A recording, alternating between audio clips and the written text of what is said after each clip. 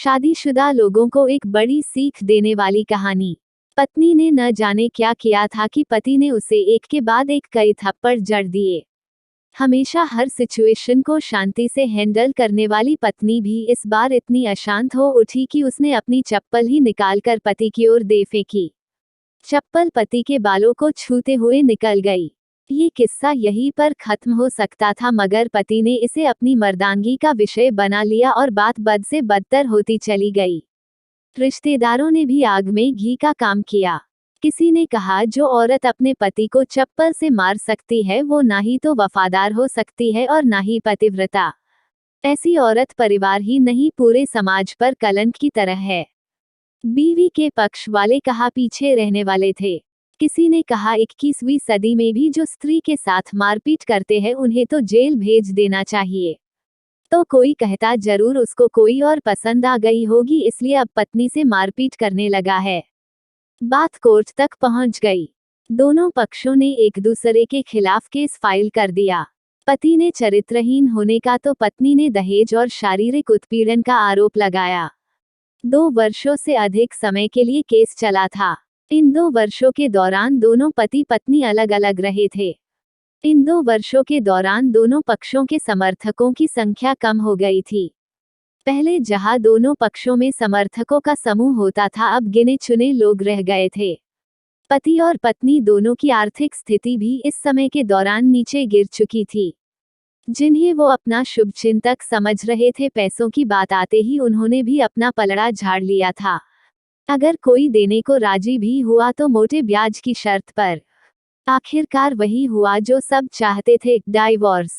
हर कोई खुश था, दोनों पक्षों के रिश्तेदार, उनके माता पिता और दोनों के वकील। लेकिन 5 साल की सुखद शादी और एक सुंदर बेटी होने के बाद मिले इस डाइवोर्स से पत्नी मूक थी और पति शांत। शायद ये एक इत्तेफाक ही था कि इस खुशी को मनाने के लिए दोनों पक्ष के लोग एक ही चाय की टपरी पर बैठे, आमने सामने। इत्तेफाक इसलिए क्योंकि ज्यादातर लोग जो एक दूसरे के विरोध पक्ष को सपोर्ट कर रहे थे वे एक दूसरे को अच्छे से जानते भी नहीं थे। पति पत्नी भी इन सभी से दूर एक दूसरे के सामने मेज पर बैठे। पत्नी ने पति से कहा, अब तो खुश होगे ना, तुम्हारे मन की जो हुई है, मुबारक हो। तुम भी तो आज जीत गई हो। मुझसे तलाक तो तुम्हें भी मिल गया है। Congratulations to you too. पति ने कहा, तलाक को तुम जीत का प्रतीक समझते हो? पत्नी ने पूछा। पति चुप रहा। थोड़ी देर की शांति के बाद पति ने कहा, मुझे तुम्हें 5 लाख रुपए अभी और हर महीने 8,000 देने का आदेश है। अभी मेरे पास पैसे नहीं है, इसलिए हमारा मतलब मेरा जो सिटी में फ्लैट है उसे तुम्हारे नाम कर देता हूँ। पत्नी बोली, लेकिन उस फ्लैट की कीमत तो 18 लाख की है। हाँ, लेकिन हमारी बेटी तुम्हारे साथ है और आगे जाके उसके खर्चे भी बढ़ेंगे, तुम्हें थोड़ी आसानी होगी। पति ने कहा, नहीं नहीं, मुझे सिर्फ 5 लाख ही देना और तुम हर महीने 8,000 तो देने ही वाले हो, मैं मैनेज कर लूंगी। अगर 5 लाख नहीं है तब भी कोई बात नहीं। पत्नी बोली। दोनों फिर से शांत हो गए। पति सोचने लगा, कितनी भोली और समझदार है ये औरत, जो कुछ समय पहले तक मेरी पत्नी थी और अब अनजान। ये वही है जो कम से कम खर्चे में घर चलाती और पैसे बचाकर मेरे जन्मदिन और बर्थडे पर हमेशा मेरे लिए नए कपड़े खरीद लाती। कभी बीमार भी हो जाती तो पैसे बचाने के लिए मुझे मालूम न होने देती और घरेलू नुस्खों से अपना इलाज कर लेती, मगर घर में कोई और बीमार होता तो तुरंत डॉक्टर के पास लेकर जाती। मेरी ही मति मारी गई थी, मैं ही अपनी झूठी मर्दांगी के चक्कर में इतनी बड़ी गलती कर बैठा।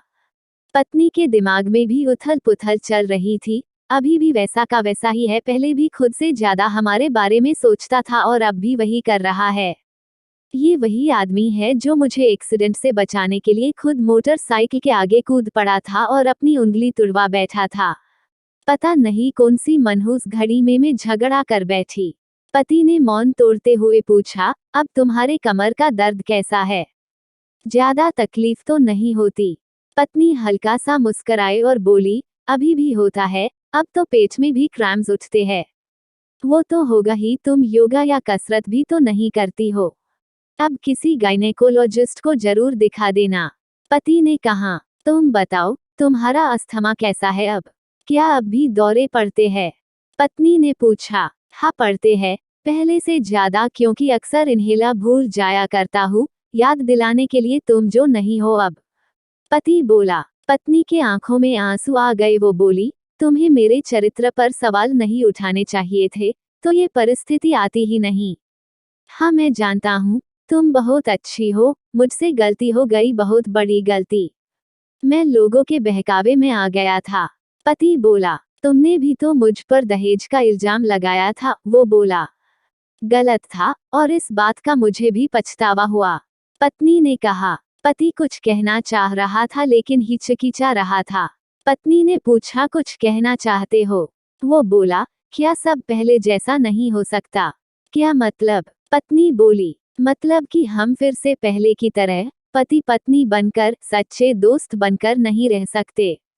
पति बोला, पर ये डाइवोर्स के पेपर दिखाते हुए पत्नी ने कहा। फाड़ देते हैं।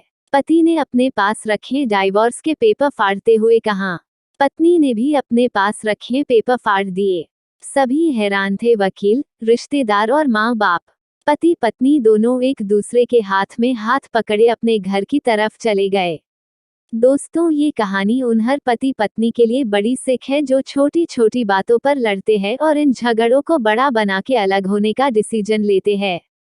प्यार और झगड़ा तो एक सिक्के के दो पहलुओं की तरह है, दोनों को स्वीकार करना होगा, तभी ये पवित्र रिश्ता उसकी मंजिल तक पहुंच पाएगा।